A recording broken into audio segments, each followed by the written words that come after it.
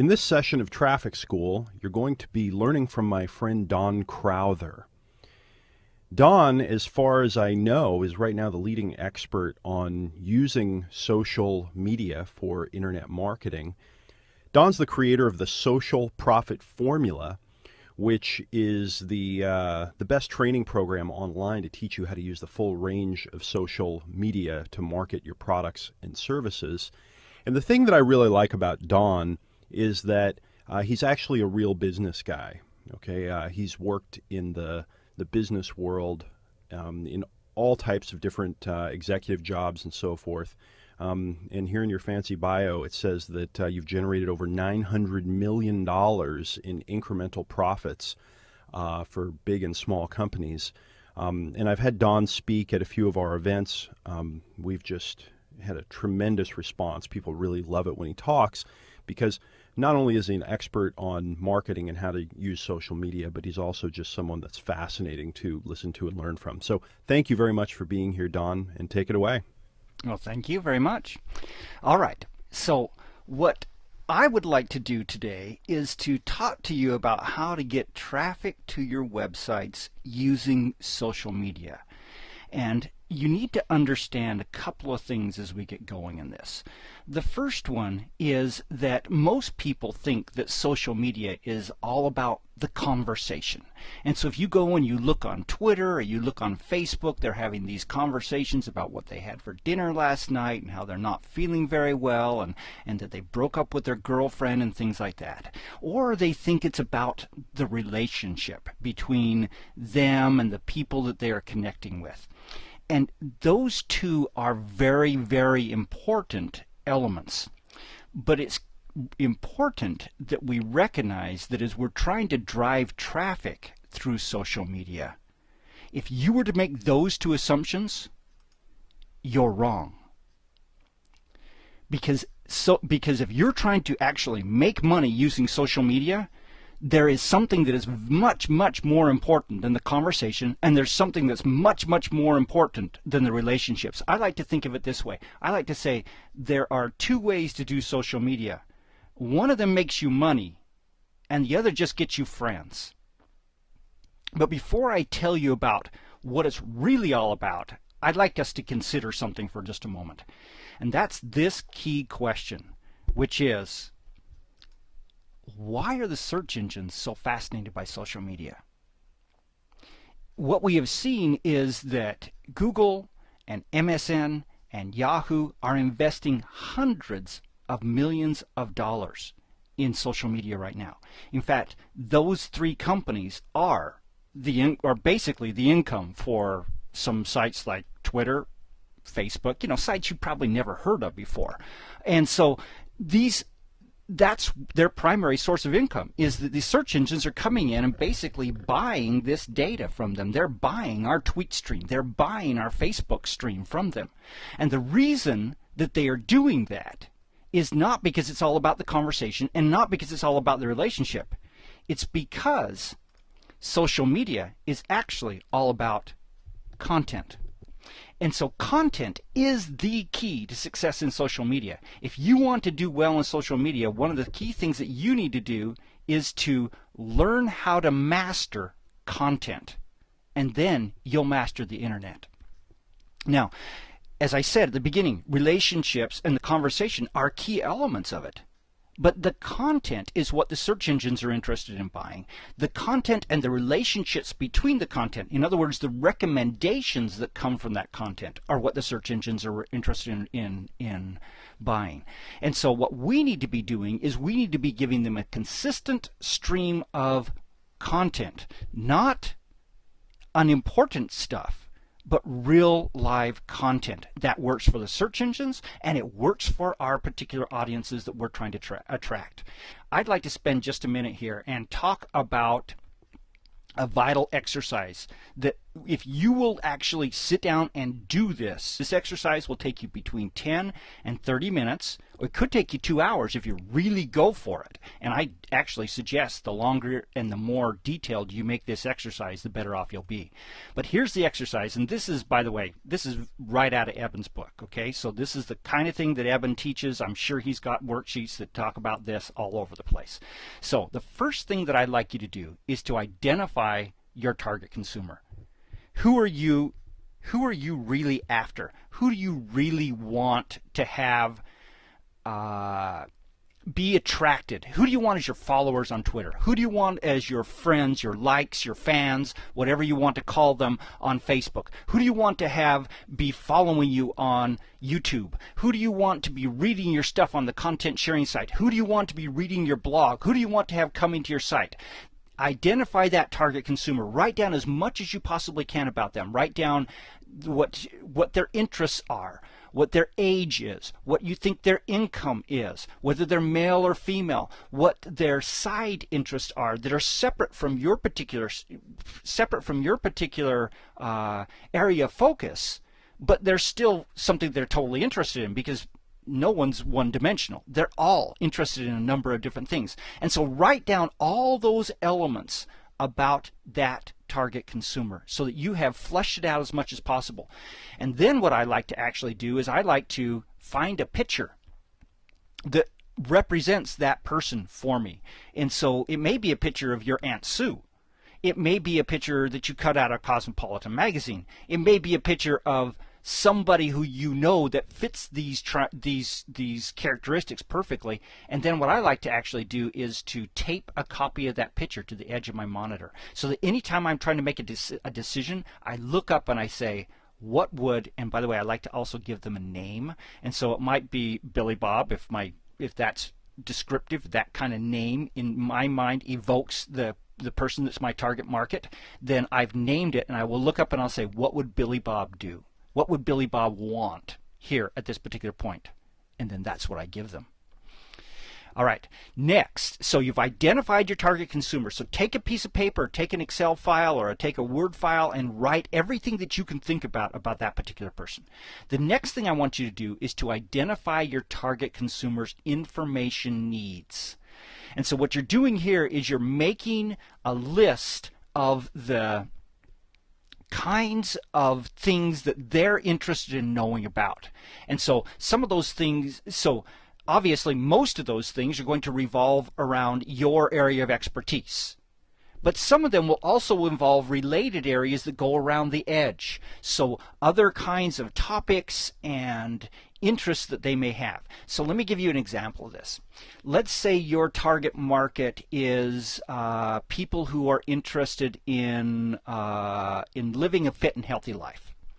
Okay, so you will put down, here's the kind of things that they're interested in, living a fit and healthy life. Well, peripherally to that, they'll also potentially be interested in some things about exercise, some things about diet, some things about nutrition, some things about sleep habits, some things about maybe they need to lose some weight. And so all those areas go around the edge and are important areas for you to be considering giving them content about in your social media stream. And so you've got your main topic, and then you've got these peripheral topics that go around it. And so actually that one's probably not the best example, because all those are sort of interrelated. Let me step back and let's just say that you're working with someone who your target market is triathlon competitors. And so so your core would be how to compete in a triathlon. How to get in shape to compete in a triathlon. Well, what else would a triathlon person be interested in? Well, one of them is best bikes. Another one might be travel arrangements to get to the different triathlons they compete in. Another one might be nutrition. Another one, and so you can go through and you start pulling things out that you know that person will also be interested in, that are periphery to the core topic. And what I really want you to do is, at the end product of this, I want you to come up with a list of 50 different key topics that your target audience wants to know about. And then your job is to go and deliver those needs. And so just to go back and reiterate this part about list of key 50 topics, what you're doing is you actually make a list that says, here are topic areas and here are headlines that I can write about those different areas. And when you've done with 50, then I actually recommend you turn around and do another 50 and then do another 50. And so that in the end, you've got this wide list of topics so that you'll never again have writer's block. You'll never again be in a situation where you'll say, well, what am I going to talk about with these people today? And it's quite easy to do by the time you get your core topic as well as your periphery topics around it. And the key here is this becomes the list that you're going to write about. This becomes the list that you're going to post about. This becomes the core to everything that you do. And the interesting thing is, it's also tells you what you can't post about. So let's take the triathlon example, for example. You've decided that's the target audience. You've got all this list of 50 key topics. You'll look at that and you'll say, can I post about my feelings about politics? No, I can't. That's not on that list of needs. Can I post about my religious beliefs? No, that's not on that list. Can I post about the fact that I just broke up with my girlfriend? No, that's not on the list. And so it very quickly starts to identify not only what you should be posting about, but it tells you what you should not be posting about. Because the whole art of marketing is the art of attracting a target market and communicating with that target market in a way that they will want to buy the products and services that you offer. And so marketing is a process of making choices. The better choices you make, the better the results will be in the end. So that's your exercise. You're going to identify your target audience, you're going to identify what they're interested in, and you're going to write a list of 50 key topics that your target audience needs to know about. If you will do that, every single other presentation you're going to get in this entire 2 days will be improved by this process. Because what this does is it helps you identify, here's what I should be communicating to my target audience, which will help them considerably, and it will strengthen every single key strategy you're doing, whether it's webinars, whether it's emails, whether it's content, anything else. And this becomes the core of your social media communication. Because remember, social media is all about content, with the relationships coming as an extra bonus from that content. So now let me explain something that may blow you away. And that is this. It's the power of aggregation. So an aggregator is a person who gathers, screens, and communicates great content. So what you're listening to is aggregated content from Eben. What Eben has done is he and his team have gone out and they've identified the best people in these particular areas, and they've gathered them all into one place so that you can come and sit down in one place and get all this great training in a 2-day period. Or as it goes out later on, you'll get it in a focused way. And so Eben is an aggregator here. And the interesting thing that happens when you do this is that the people who aggregate get as much credit as the original producers of that content. Let me explain what I mean. So if you are a person who consistently takes great content that's even produced by other people, and you gather it, you screen it, so you take out all the bad stuff and you only communicate the good stuff, and then you communicate that to an audience, your audience comes to know you as the source of great information in this category. Now, you're not necessarily producing most of that content, but you are still now identified as the person they come to for information on this particular category.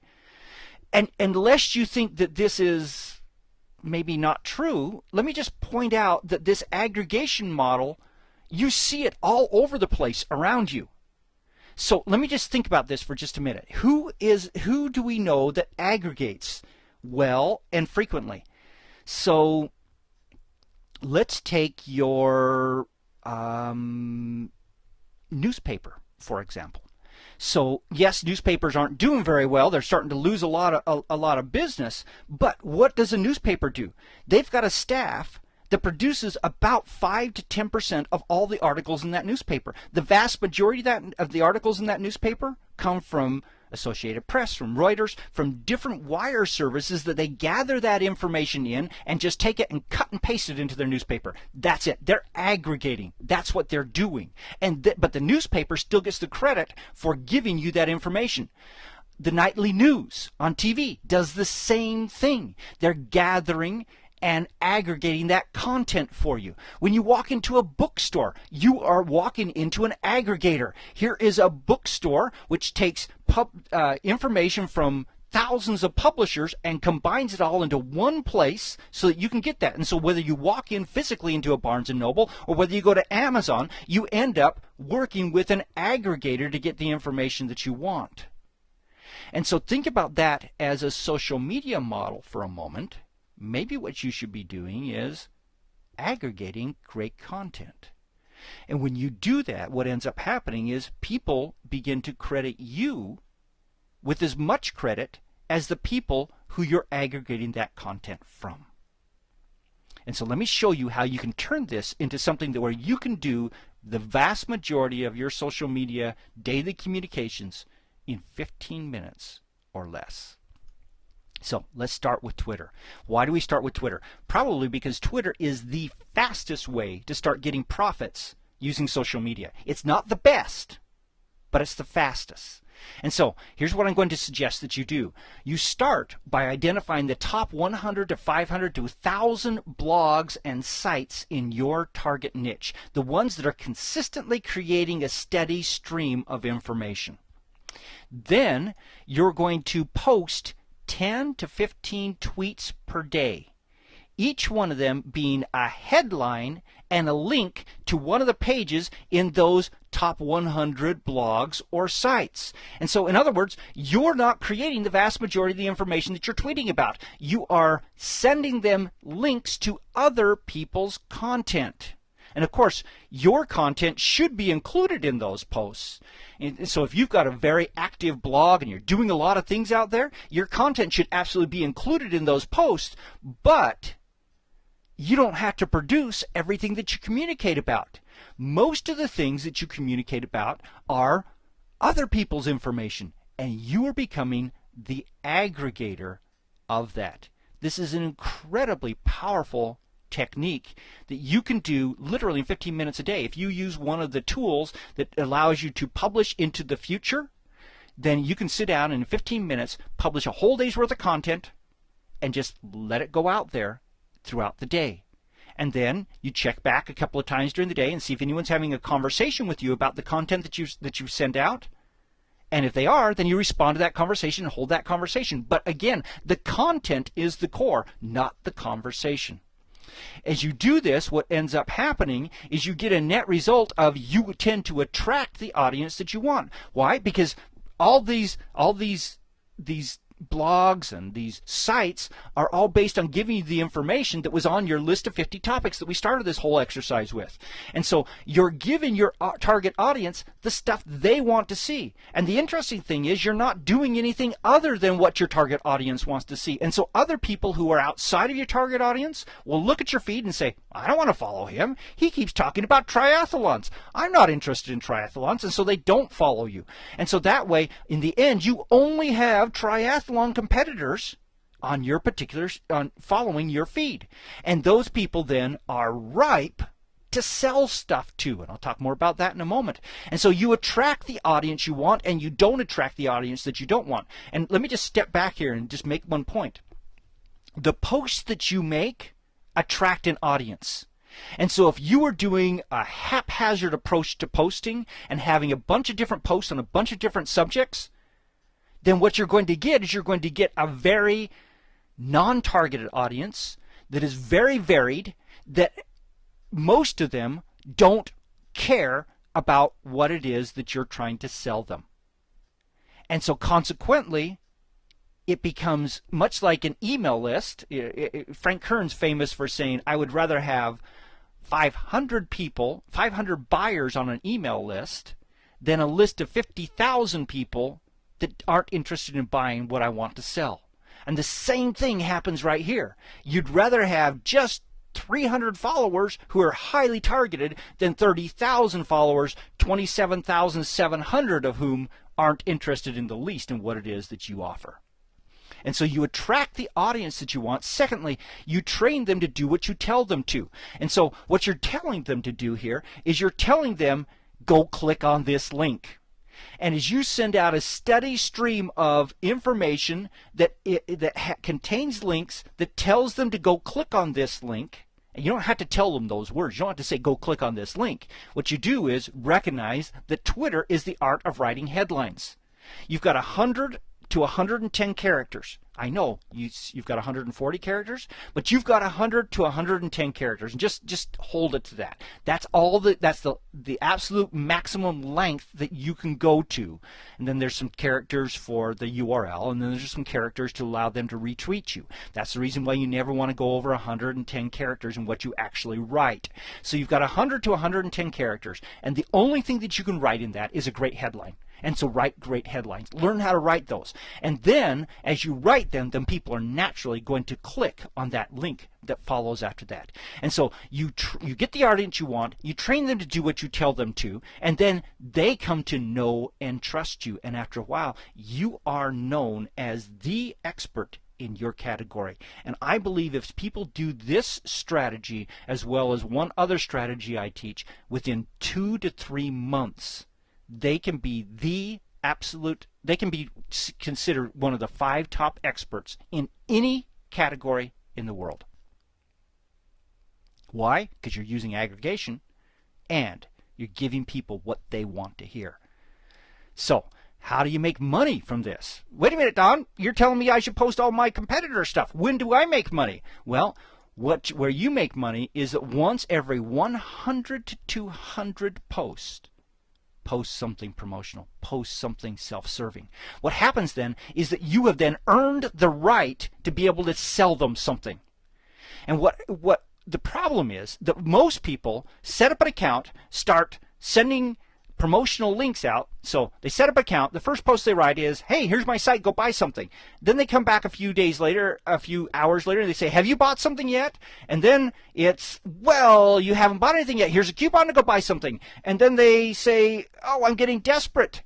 Why haven't you bought anything from me yet? And then they write the whole social media off and saying that social media doesn't work. It's not the social media that doesn't work. It's what you did on the social media that didn't work. And so what you need to do is the vast majority of your posts need to be posts that give them great information, great content. And then once every 100 to 200 posts, when you've earned the right to post something promotionally, only then do you try to sell them something. And realize you never sell anything in social media. Social media introduces and builds credibility. It's your blog and your site that sell stuff. And so what your job is in social media is to get them off of the social media onto your blog and to your site so you can sell something to them there.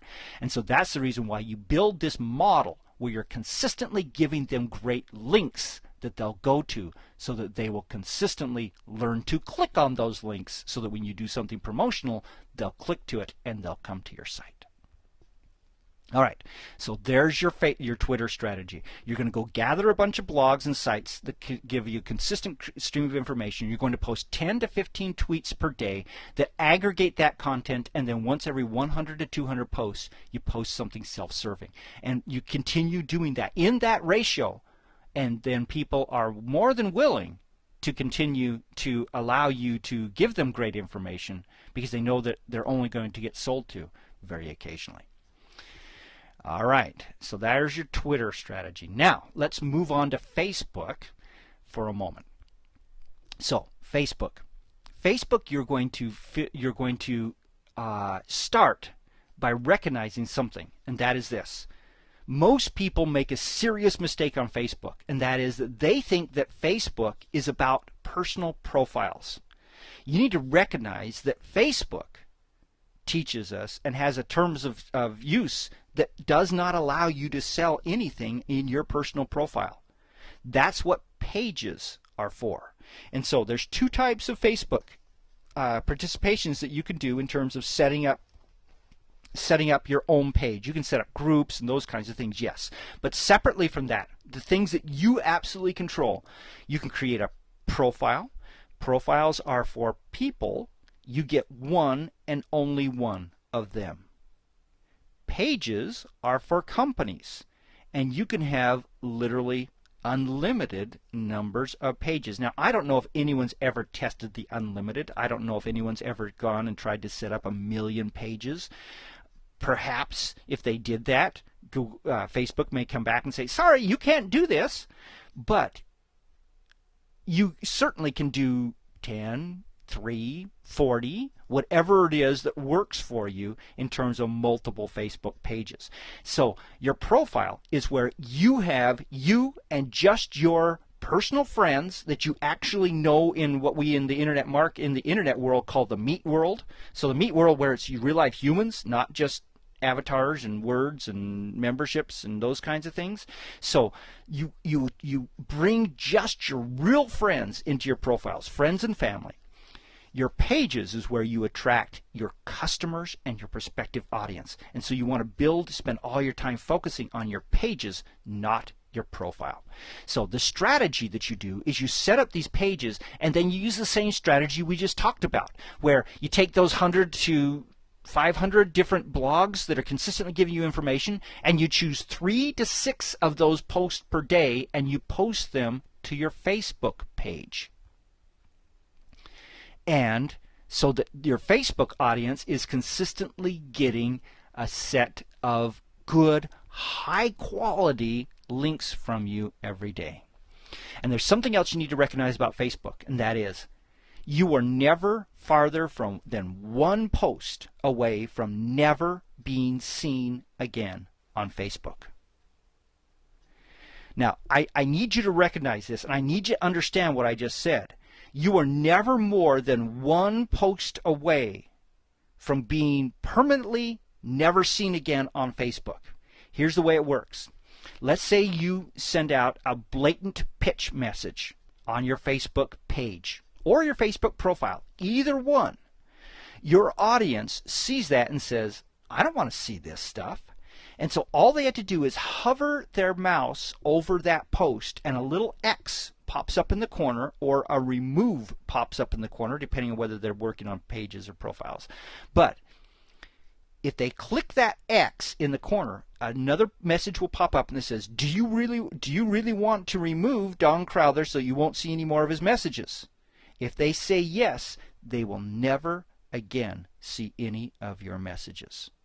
So if you think that you've got 5,000 people who have liked you on Facebook, you probably have some significantly smaller number of people that are actually seeing your messages because they've removed themselves, but they've never unfriended you.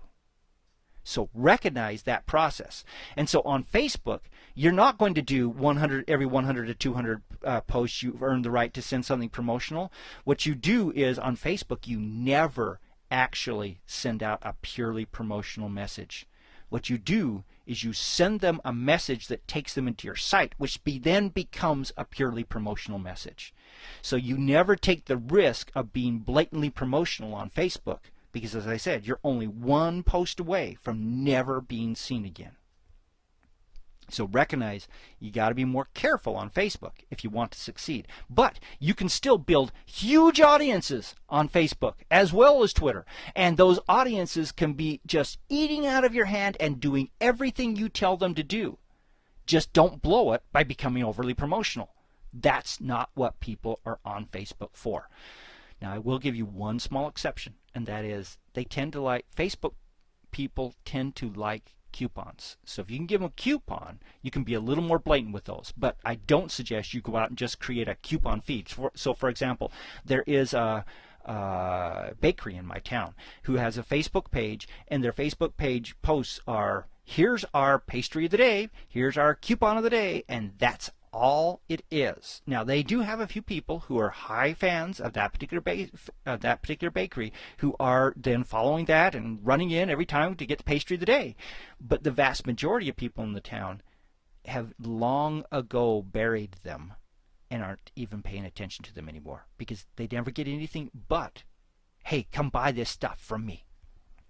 So Twitter and Facebook. Now, contrary to popular belief, Twitter and Facebook are not social media. They are just a very, very small portion of social media. I track 1,680 different social media sites, and the vast majority of them are not doing what Twitter and Facebook are doing. They're getting huge amounts of success in a number of different ways. And so I'm going to now move off of those two things that you consider to be the foundation of social media, and I'm going to move into a couple more strategies that I hope will help you that are actually where some of the real money in social media is being made. I said that Twitter's the fastest money. Now I'm going to show you where the best money is being made in social media.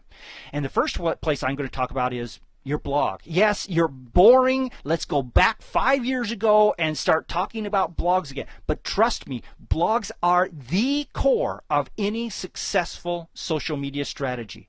It's where you send people from your Twitter and Facebook. It's where you participate and have conversations with people. It's where you do all kinds of stuff that you could not have done in any place else. It is an incredibly powerful tool. And on top of it, search engines love blogs. So here's your strategies to be able to succeed using blogs as social media tools. The first one is, remember those 50 topics that we did back in the first section of this course? Well, that's what you're going to blog about. You're going to take those 50 topics, ideally even if you've got 50 headlines, and you're going to post those 50 headlines. That's what you're doing. And just drop down through that. And by the way, by the time you get to about 40, sit down and do another 50. Go do some keyword research. Take things off the top of your mind. Go look at your competitors, see what they're writing about. See other topics so that you never have the point where you sit down on your computer and say, what am I going to write about today? Because you do that 3 or 4 days, you stop blogging. So you always to have a rich thing that you can throw a dartboard at and write about whatever that dart hits, or look at and say, ooh, that sounds exciting today. All right, so then you take and you promote your blog post through your Twitter and Facebook and all the other tools that are out there, and then each post that you have on your blog pushes something. You should never write a blog post without an ulterior motive. So that ulterior motive, in most cases, is building trust, building your expertise, but it also should have, hey, opt in, hey, buy this, whatever it is. But that's not the purpose. It's the ulterior motive.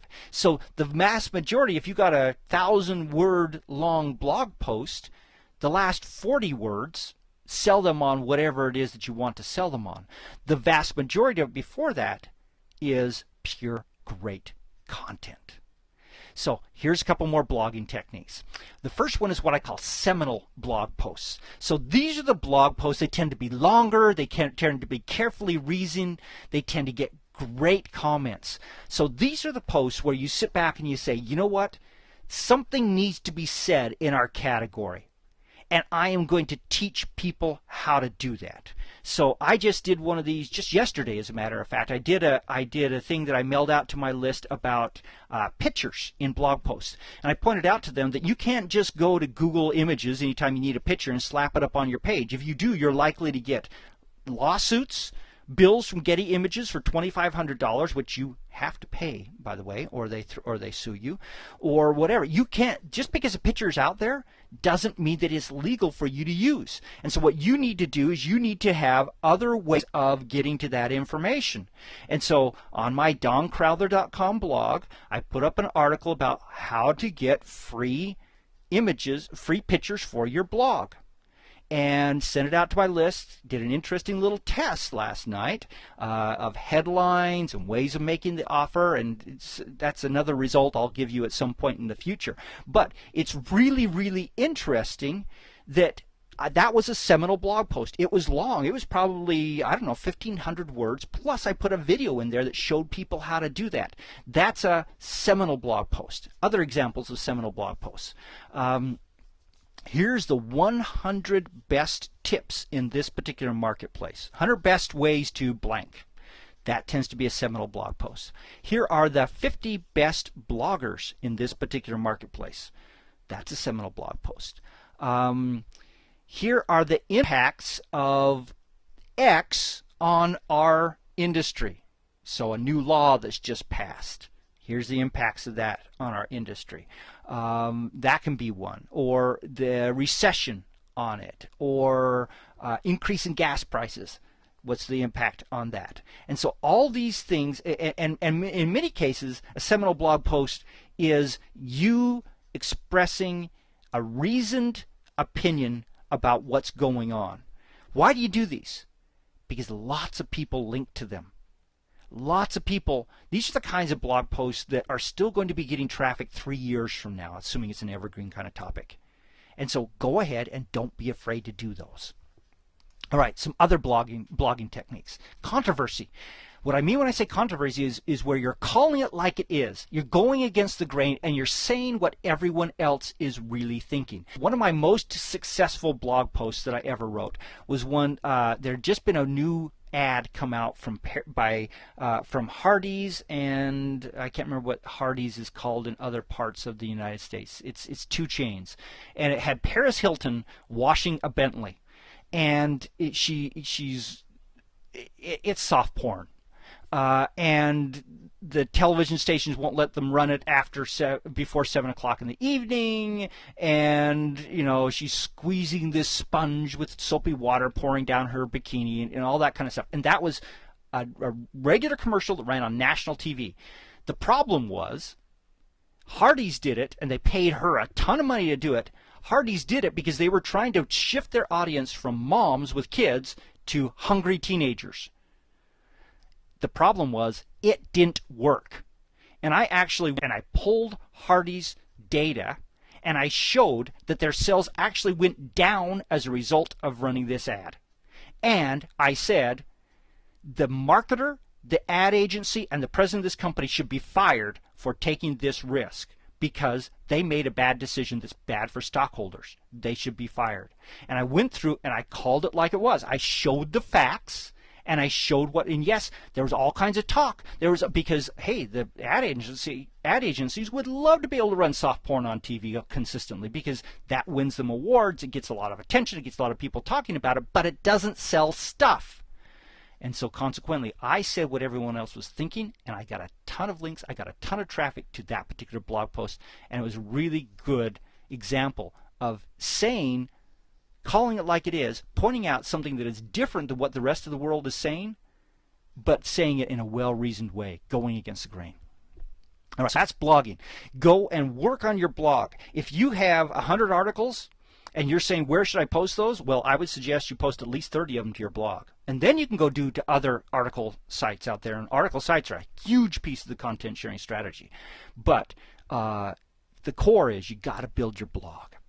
All right, now let's talk about another piece of social media that is very, very key, and that is video. I am absolutely convinced that video is the most underutilized and potentially most powerful tool that most companies can use. But most companies aren't doing anything about it because they say, it's too hard, it's too expensive. And a lot of you, I bet you, have had that very thought. And trust me, video is neither hard nor expensive if you do it right. So I'm going to show you in a moment several ways to do video that are incredibly powerful. But first off, I just want to give you the foundation of what happens with video. Today, 1/4 of all the web's bandwidth is video. But Cisco predicts that figure will rise to 90% of all the web bandwidth will be video within 3 years, 2.5 years from now. What's that saying? Video is huge and it is exploding. Last year, video grew 62%. By 2020, it will be nearly 50 times what it was last year. People are watching video. Are you there with your videos? That's enough to fill 75 billion iPads all the way to the limit. It's the digital equivalent of the entire population of the Earth tweeting continuously for a century. That's what's coming in video. You need to be there and you need to be actively participating. So let me show you some ways that you can do video and some ideas that I just want to point out to you that you ought to be considering as you work on video. The first one is video reviews. People love reviews. And so let's just imagine for a moment that you run a site that has where you're making your money selling stuff. Okay, it's an e-commerce store, for example.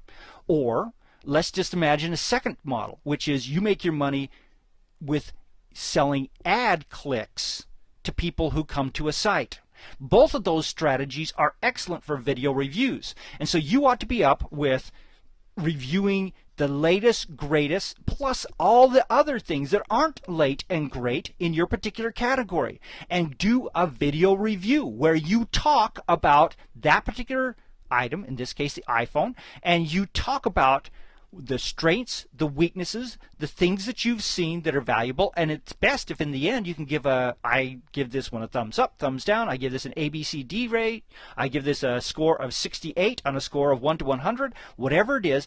Give great information, review these things. Now people say, well, how can I review things? I can't afford to buy the things to be able to review, and the manufacturers won't send them to me. Well, there's a very, very easy way to do this. Go on Amazon, buy it, bring it in, take all your pictures, take your video, review it, and then put that review up and turn around on eBay and sell it for 95% of what you bought it for 3 days later.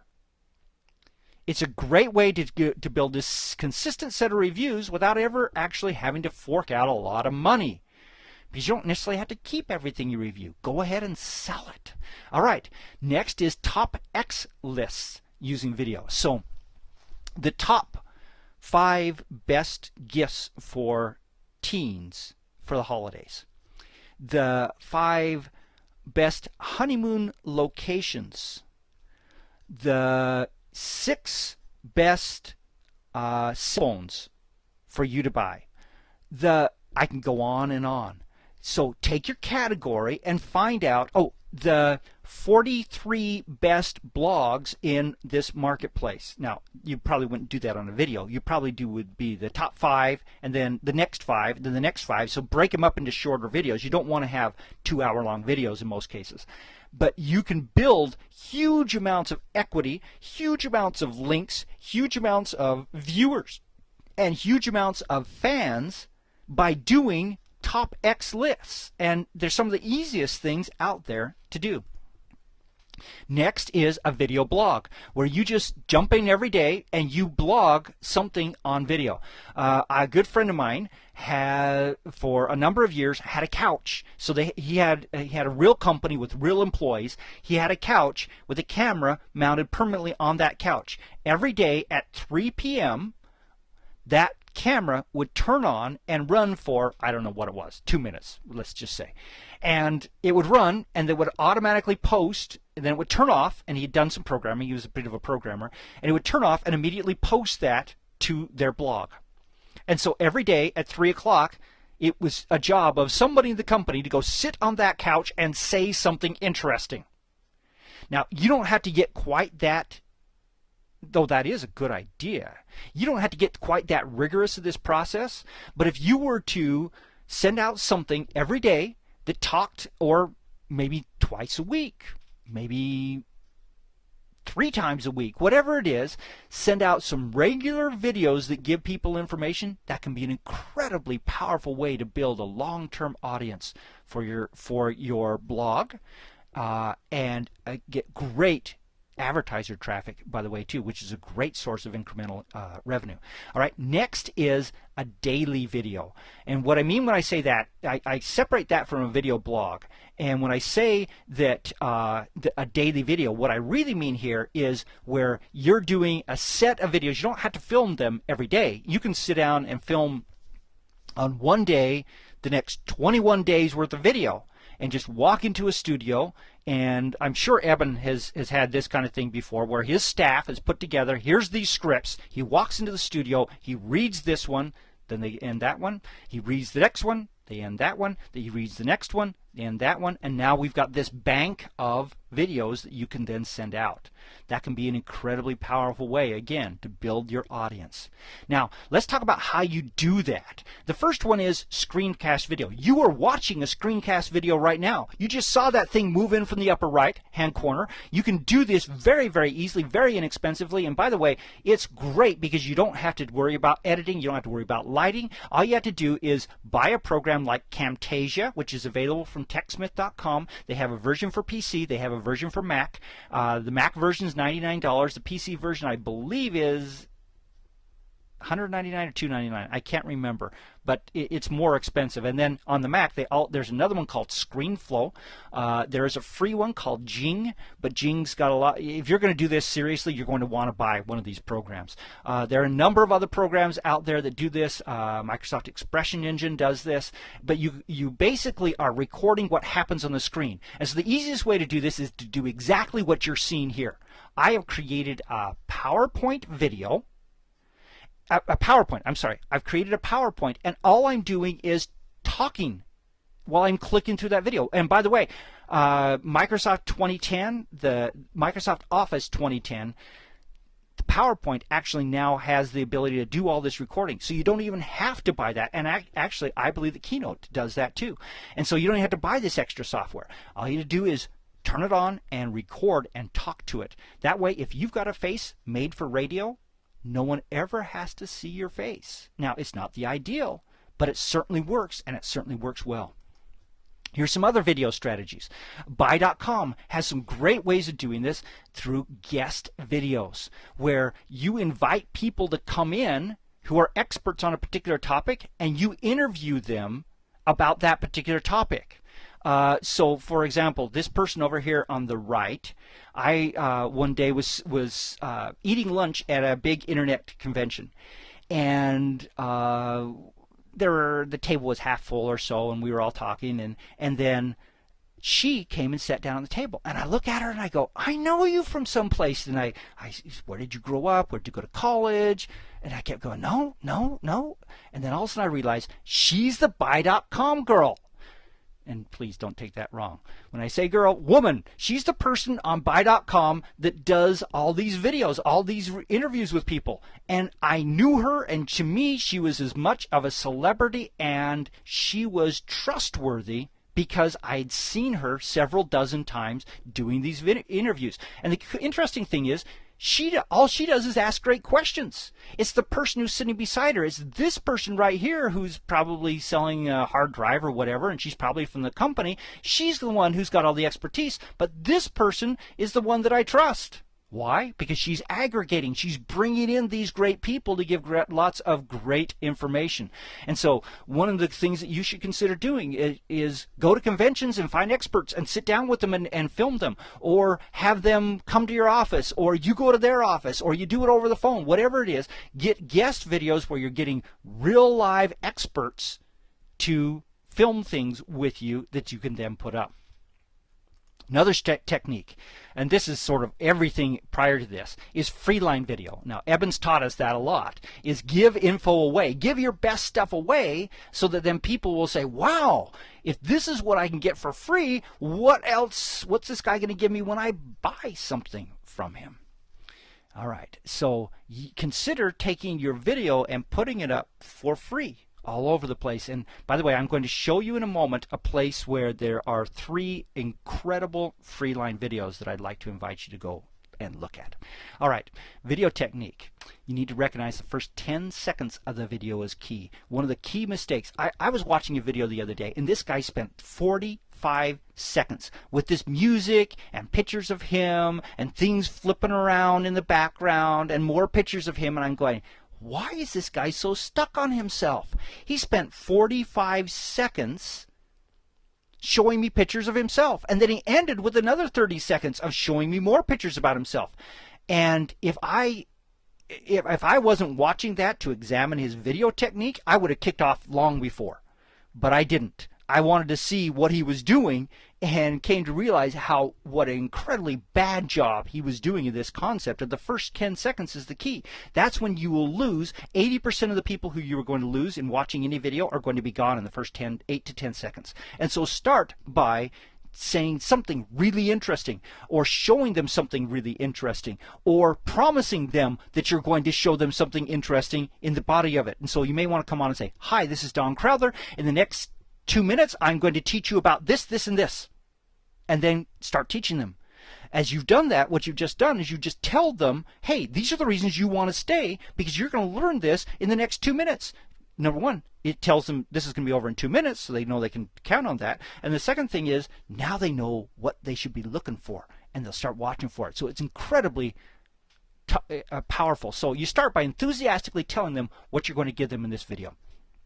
Next, each video should end with a free offer call to action. So there should be something they can get for free that then goes off and gives them some kind of call for action. Maybe it's a sign up for our mailing list. Maybe it's do this to get 50 more free videos. So I just actually recorded one of these yesterday. I had it at the end of my video, I had it go to static, like TV static, for half a second, and then I come on and say, hi, it's Don again. If you would like to get more free tips just like this, go to doncrowther.com and sign up for our mailing list there. Now, that's doncrowther.com. Just go do this stuff. And so I ended, so that was what I recorded. It was about 8 seconds worth of video, and that's what I tagged onto the end of another video just before I put it up on YouTube. And so that's a powerful piece that I recommend that you do and add to the ends of your videos. So where do you promote your videos once you've got these things created? You're going to promote them. TubeMogul is a great free service. They've got some paid services in there too, but it's great free services which will allow you to quickly post them to a number of different sites. Traffic Geyser is a paid service that will send them out to even more sites. You obviously definitely want to put them up on YouTube. Twitter, you should promote them there, and Facebook, you should not only promote them but put them on your Facebook site also. And you should clearly embed them in your blog posts. I'm going to end by giving you one more key technique here. And this is a very important technique. And here's what it is. It's called the you don't have to technique. This goes to something that I consistently have people come and say to me. They say, oh, I can't follow that many people on Twitter because I can't read everything they post. Or I'm not interested in doing this internet marketing stuff because I can't read. I already get too many emails every day as it is. You need to realize that you don't have to read every tweet that anyone posts, every email that you receive, every post in your RSS feed, every blog post that your key target audience writes. Recognize that it's your life, it's your business, you make the rules, and one of those rules is I don't read everything everyone else writes.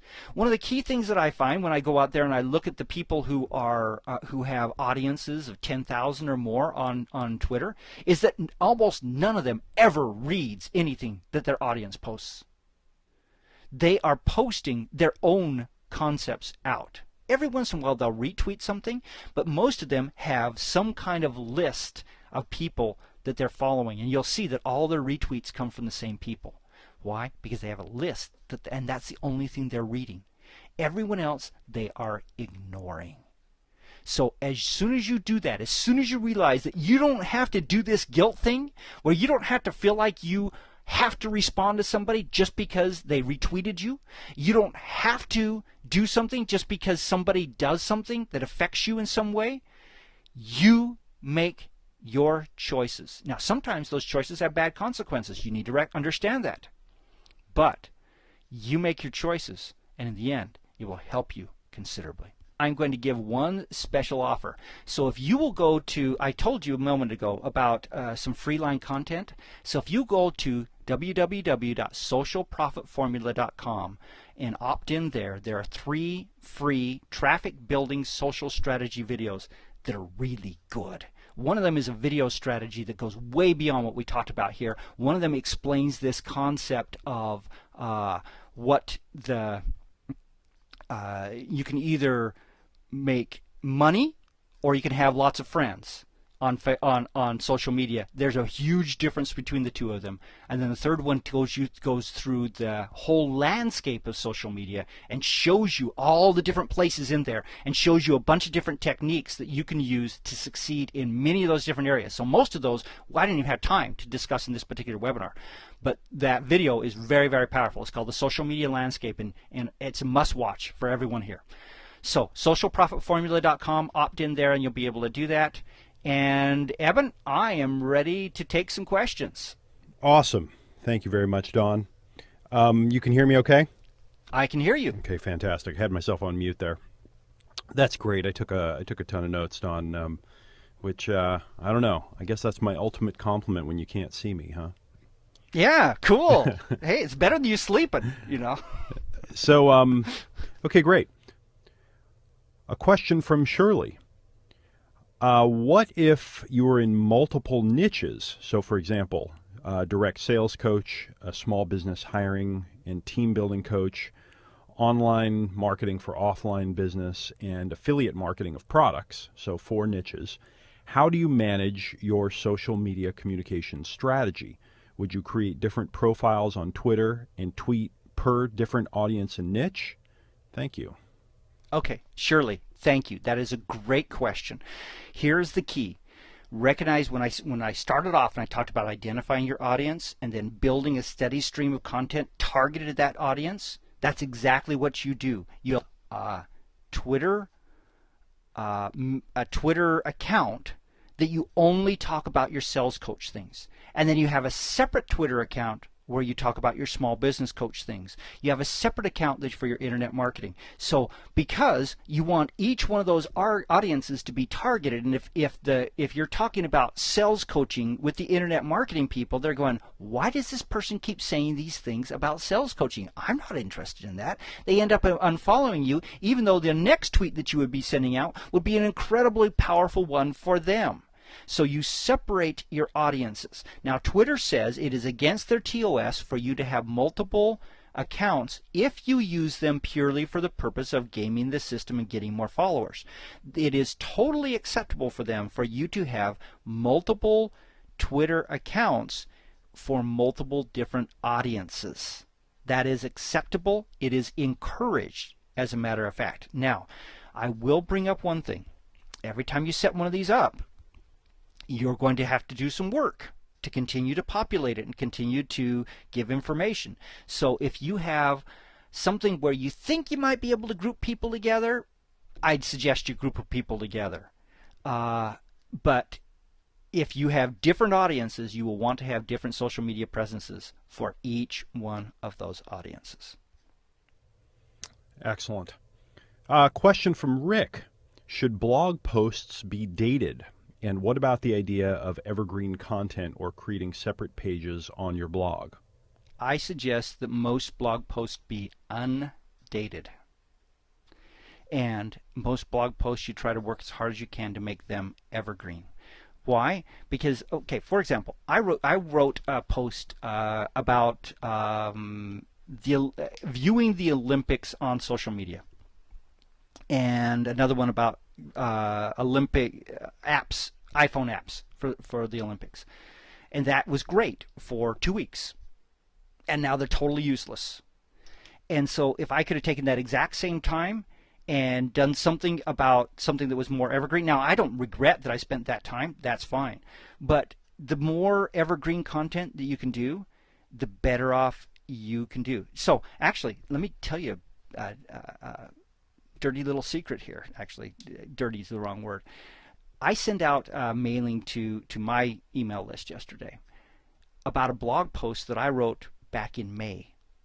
Got thousands and thousands of people who came to that blog post yesterday and watched and read it. But the post was one that I actually wrote back in May. And so that's the advantages of evergreen content, is that it truly is evergreen, and you can turn around and reuse it later on in different ways. So I suggest taking the dates off and just posting things when you get new stuff. It's great. And just to clarify, when Don says evergreen, the idea is to not include information in your content that would date it or would make it seem old at a future time. You just want to restate that. Yeah. Here's a question from Jeffrey. In the 100 to 200 tweets before you do a promotion, is it okay to include links to your own content as long as it's not a selling message? Oh, absolutely. Absolutely. If you remember from that one slide, I said some of these would be your own content. And so, absolutely, just don't sell. So your content should be included in those posts. So put links to your blog posts and etc. Just don't put selling messages. Great. Question from David. With videos, should we put them on YouTube and then just connect to your blog, Facebook to YouTube, or are we losing value by not hosting these videos on your blog directly instead? All right. So you just entered a huge set of issues. Here's what I suggest. I suggest that you have some content that you only host yourself, that is only available on your site. And then you have a bunch of other content that's out on the public sites. Now realize that you lose, there's disadvantages and advantages for each one of those things. And so if you got it out on YouTube, you're going to have many people who are going to find you on YouTube. As a matter of fact, yesterday I put a video up on YouTube, and as I said, I mailed about this. But before I even mailed, I'd gotten like 276 views of that YouTube video before I even mailed about it. And so YouTube was sending traffic to that video all by itself. Then I send a whole bunch more through mailing on it and having people watch it separately. And so there's real value in that. But there's also value in having something out on, let's say, S3, Amazon S3, which is a great way to video out there without you having to pay for, well, you'll have to pay for the bandwidth, but it's not part of your regular hosting account. It lives out someplace else. And there's a site called EZ, so the letter E, the letter Z, the letter S, and then 3, EZS3, which is a tool which makes it easy to be able to go out and put videos out on Amazon S3, bring them in and show them on your site. So I would suggest you do some of each, is basically what I would suggest. And that way you've got stuff that people have to be coming to your site if they want to see, because you do want to be absolutely driving people to your site. And there's some messages that you can't put on YouTube. Blatant sales commercials you can't put on YouTube. And so just drive people to your own stuff, but also recognize the advertising value of having them out on the big networks. Question from JB. What's the best design strategy for landing pages for selling offers sent out via Twitter and Facebook? How much is needed to convert the conversation from information gathering to relating to buying? Okay. Is he talking about squeeze pages here, or is he talking about other, like, blog posts? You know what? I actually can't tell. Will you talk to both ideas of sending directly to a marketing page or a squeeze page? All right. So squeeze pages, you've seen a lot of squeeze pages. Let's define what a squeeze page is. A squeeze page is a page where the primary purpose of that page is to get you to opt in, to put your email address into a form, which then puts you on the mailing list of the person who's sending that out. So you see this in the internet marketing world constantly. And there's some real reasons, some real strategic reasons for that, and you want to build your list. And so the best practices are all over the place out there. They tend to be a video with you talking about the advantages of them opting in by clicking right over there, and oftentimes it's even best if you say, click on that button that's right over there, and you point to it or whatever. And so they should contain some text, and we've seen a bunch of different ways of doing it with some text, some video, and you'll want to test it with your particular audience. And by the way, we saw during my launch of Social Profit Formula a huge difference just with some very, very small changes. So absolutely you should test on those pages. So unfortunately, the problem with squeeze pages is that Google hates them. And so they'll never do well in the search engines, especially if you make your home page for a site be a squeeze page. So the best thing that I recommend there is a squeeze page is primarily your focus is on getting them to opt in. So you give them enough information, enough enthusiasm in your video and text so that they will want to do that. That's your primary purpose there. So let's say a great example of this is if you have the end of your video says for 30 more tips like this, go to this page. And then that page is a squeeze page, and then you have a video that says, hey, we've got this, there's 30 tips, they're including things like this, this, this, this, this. Just put your email in that box right over there, and you'll have instant access to all of them. Okay, that's the balance of information.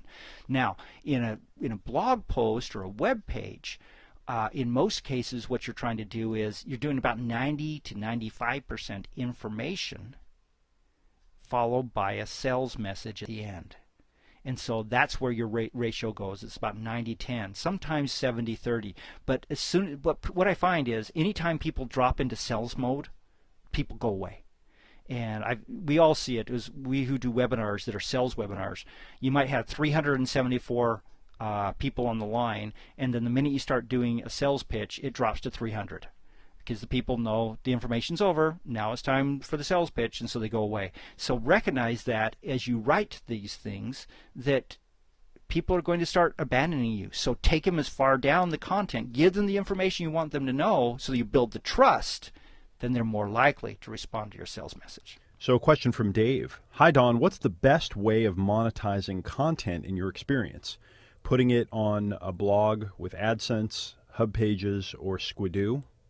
The best way to monetize, the best way is to have a blog that's generating significant amounts of traffic, and then you are monetizing with AdSense, you're selling advertising. So the very, very best monetization in the world is a ton of traffic coming to your own blog that you are then selling advertising directly to the advertisers on that blog.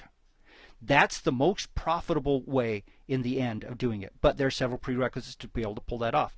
Number one, you have to have a blog that gets a ton of traffic. Most blogs don't qualify. Number two, you have to have advertisers who actually want to advertise on your blog. And so if your blog is a generic blog, you're not going to get those advertisers. If your blog is incredibly highly targeted at the triathlon market, then you'll be able to go to the triathlon bike maker and be able to get them to advertise on your blog. But if it's more about personal health, it's going to be a lot harder finding those people to do it. Maybe personal health is a bad example because you can do that. But if it's about home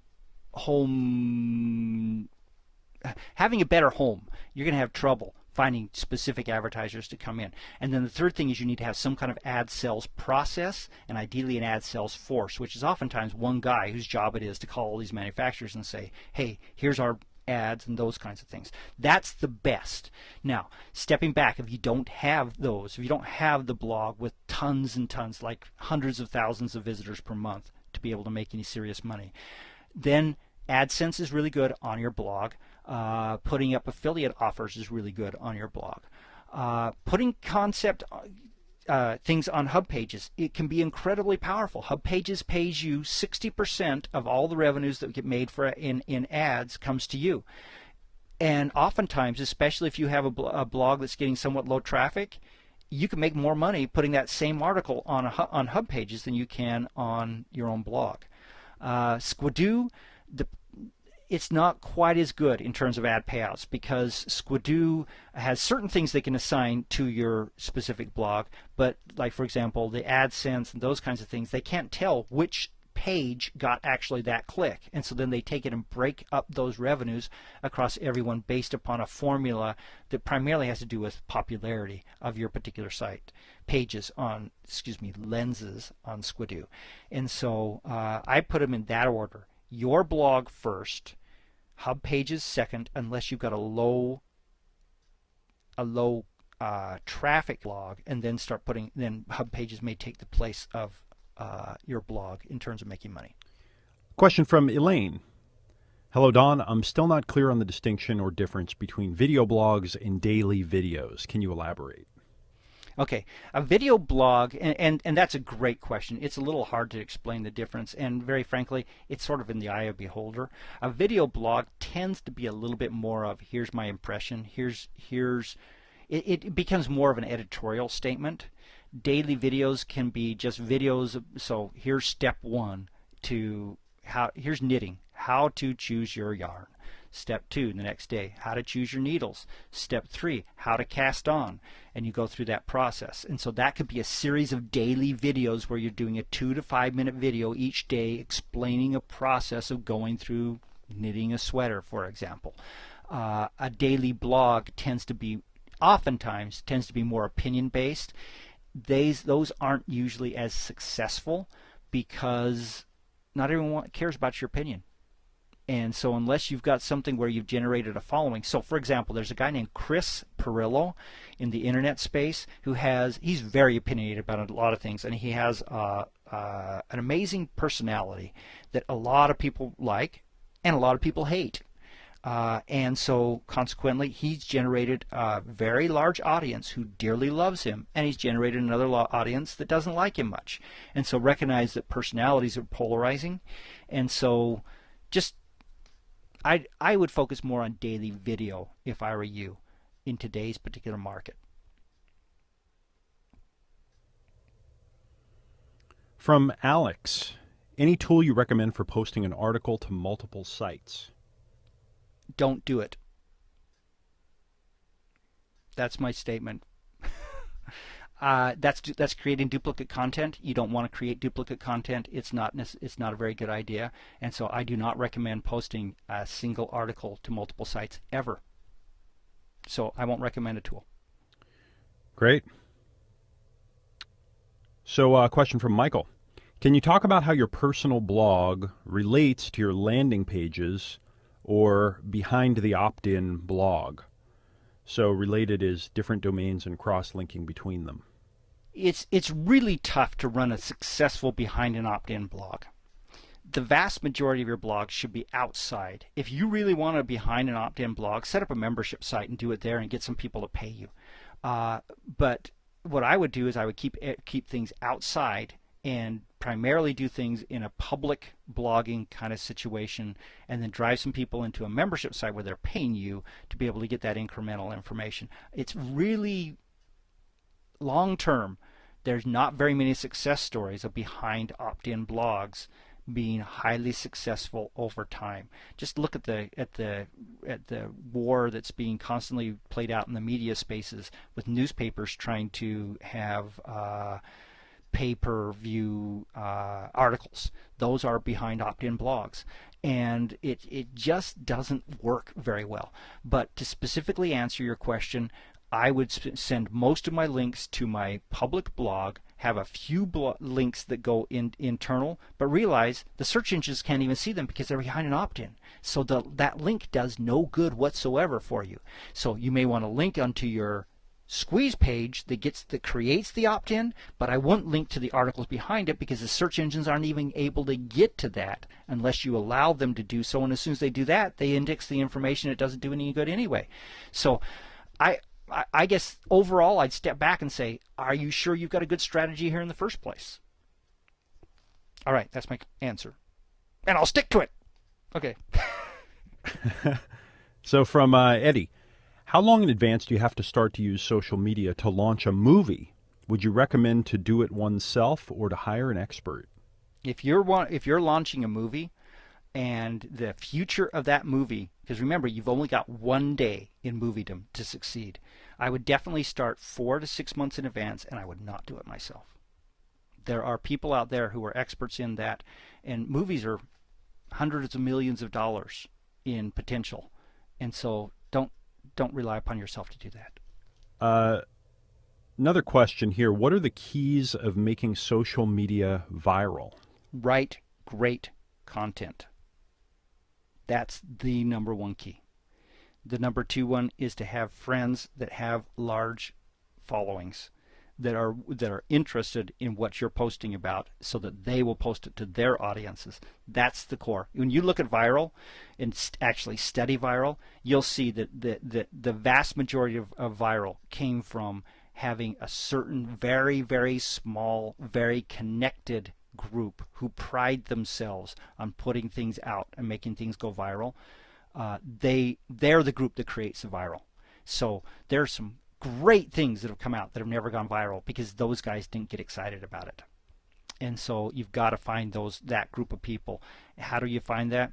Well, hang out, go pay attention and dig. There's some interesting things. Unfortunately, dig is starting to shoot itself in the foot with a bazooka these days.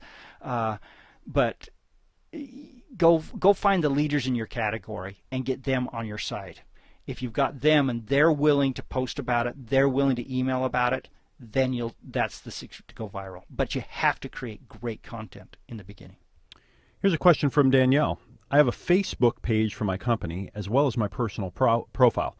I'm finding that people are connecting to me via my profile instead of my page. How can I get people to connect with my company page instead of my individual profile? Okay, so you send them, and so you don't accept them as friends. You click on the thing to send them a message, and that message says, "Hi, this is Danielle. I really appreciate you wanting to friend me. However, my personal profile is limited to just my personal family and friends. I invite you, however, to like my business page, and here's the email and here's the address for that, where I'll be more than happy to have you be one of my fans there." And then you send that to them, and then you click the ignore in your friend feed. Great question from Anthony. Great advice. I had a question about your recommendation for blog posting. Does it hurt your Google blog ranking if Google sees you have loads of links in your blog posts all going to a separate opt-in sales site where you're selling your product? My understanding of Google's ranking system is that they are looking for pure content blogs on subjects and are penalizing content blogs who appear to have an ulterior agenda. I like that word, ulterior. Okay, ulterior. Okay. First off, I recommend that your blog be on your site. So your blog should be at www.yoursite.com/blog. That's where your blog is living. If you are having an external blog where all the links point to a given site, you're absolutely right. Google will penalize you for that. That's not the way you want to have it. So take your blog and put it on your site. Then Google understands exactly what you're doing because you're linking into your own site from your own blog. They do not penalize those. Question from Silvio. How do you use social media the right way when you're launching a product? Okay, the core to that question comes down to whether you're doing a product launch that's only going to be open for a short period of time or whether you're doing a permanent launch. There's differences in the strategy that work in terms of that. If you were launching a product and it's only going to be open for a short period of time, what you want to be doing is incentivizing the process of people passing on links into that during that period of short time. And so that's where your core is. So you're trying to make it so that people see you everywhere. And so that's where you focus. If it's a long-term launch, then what you're trying to do is build trust and credibility, which I would not be doing the incentivizing for people posting on you. I would be focusing much more on content sharing sites, articles, those kinds of things. I'm building out a Facebook page that had good, solid information on it in your particular category. I'm building out videos. So in other words, you go to much of the more of the core social media strategies when you're doing a long-term launch than you do when you're doing a short launch that's only going to be open for a short period of time. Here's a question from Victor. I assume he is relating this to social media. How do you reach CEOs in larger companies to have dialogues on organizational transformation and processes? I find most CEOs don't get into blogging and tweeting. Am I correct on this?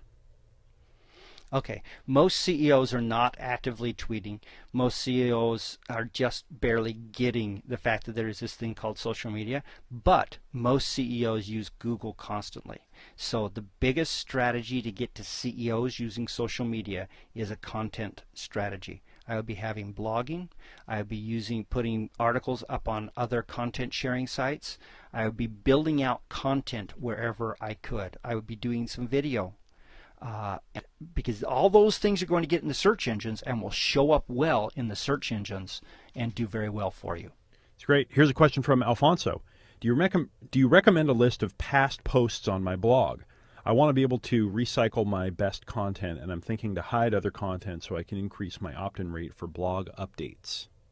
Okay, the last part of it I didn't understand, but the first part of it about putting lists of past posts, that is absolutely an amazing strategy where we call it in the business sneeze pages, where you say, here's my top 5 blog posts from the month of August, or here are the 5 best tips on blank. And basically each one of those is a short description, a line that's a link to it, and then a short description of that particular blog post. So you'll take like the 5 posts that you've written about subject X, and you'll make a post about those other posts. And so that way you're building more links to them, as well as taking people who may have forgotten or never seen them and pointing them at them. Perfect. Don, thank you very much for taking the time to share this social media wisdom with us. Again, will you just let everyone know how to get in touch with you if they would like to check out your other materials and maybe see some of your other training?